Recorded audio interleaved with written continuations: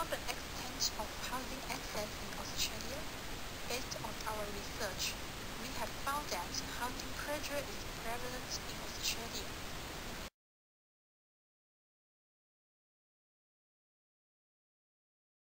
Today, we will be speaking about the housing access in Australia.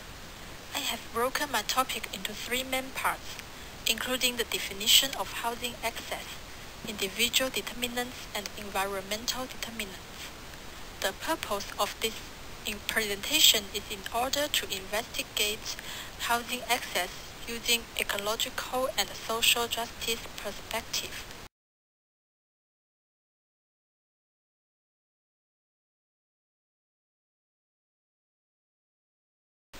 Let me start with the definition.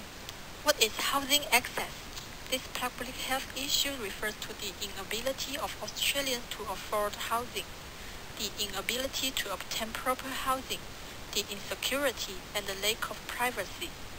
1/4 people accessing homelessness support have mental health issues. The latest estimate of homelessness is from the 2011 census, when more than 105,000 Australians were homeless. Social housing includes all rental housing owned and managed by governmental or non-governmental organizations, including non-profit organizations that can be rented to eligible households. Social housing rents are usually below market levels, and in recent years, social housing has increasingly been located to families with complex needs, such as people with disability and those with very low incomes, and homeless people. In 2016-17, there were approximately 812,900 tenants in social housing, the majority of which, 79%, were public rental housing. In all social housing programs, a large proportion of the main tenants were women, 62%, while the largest proportion of families are single adults, 55%. Why housing access is an issue in Australia? It's an evidence that the proportion of Australians with housing has fallen from 71% to 67%, whether or not there is a mortgage. More homeowners funded their purchases with mortgages from 30% to 36%, and they had fewer homes from 42% to 31% in the past 20 years. What's more, in the past 25 years, the housing ownership rate of young people has fallen sharply. In 2013 to 14, 39% of the population aged 25 to 34 had housing, compared with 60% in 1988 to 89.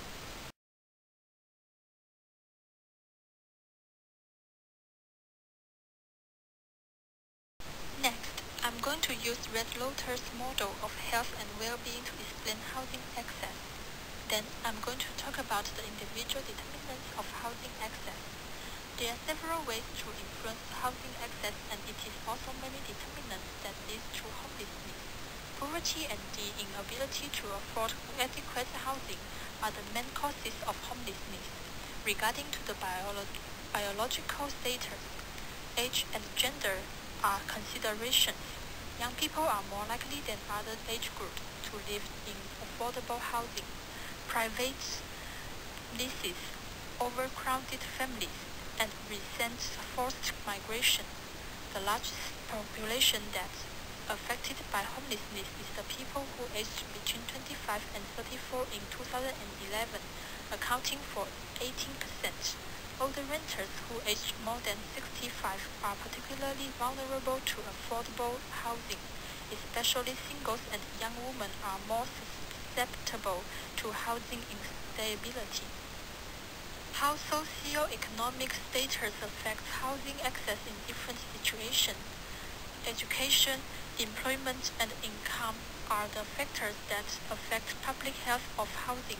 In 2006, approximately 10% of Australian families lived in affordable housing. Among them, people who are unemployed are the most likely to live in affordable housing. Income is also an important determinant of housing access. In 2006, about 7% of Australia's population was in low-income status. Low-income housing, or those who are unemployed or underemployed, is at the highest risk of living in low-quality housing. Let's move on to the another part, that is cognitive factors. For Aboriginal households, the proportion of overcrowding is much higher, at 10%. This is because Indigenous families have lived in crowded environments since childhood, so they are used to crowded housing conditions, where behaviors and housing access have a positive correlation. In 2006, about 10% of Australian families lived in affordable housing. Among them, people with poor mental health in previous years are also likely to live in affordable housing. Well, let's move on to a significant part, that is environmental determinants of housing access.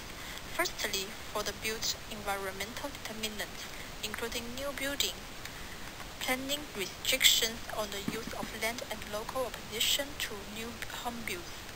Second, the social environmental determinants include higher immigration rates have added to demand for housing, and the average household size has decreased, such as later marriage, fewer children, and increased incidence of separation and divorce. This increases the demand for housing for a given population.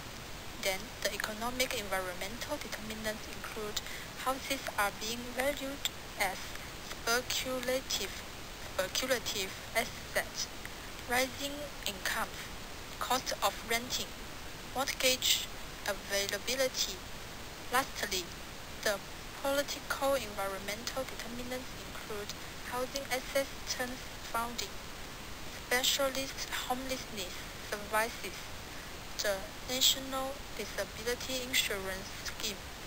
Housing assistance provides a safety net for those who experience homelessness or maintain rental barriers in the private rental market. It can further avoid major debts for homeowners who first enter the real estate market with financial support. So, let me recap what we have said. We used the Red Lotus model of health and well-being to analyze the housing access. Young people, women, and older renters who age more than 65 are more likely than others live with housing issues. What's more, unemployment and low-income status are individual determinants. Based on the cognitive factors, Aboriginal households are the most affected population. Poor mental health also is a behavior factor. For the environmental determinants, new house being built is an important part of built environmental determinants. Increased population is the main part of social environmental determinants. Rising incomes is an economic environmental determinant, and housing assistance funding plays an important role of political environmental determinants. Thank you for your watching.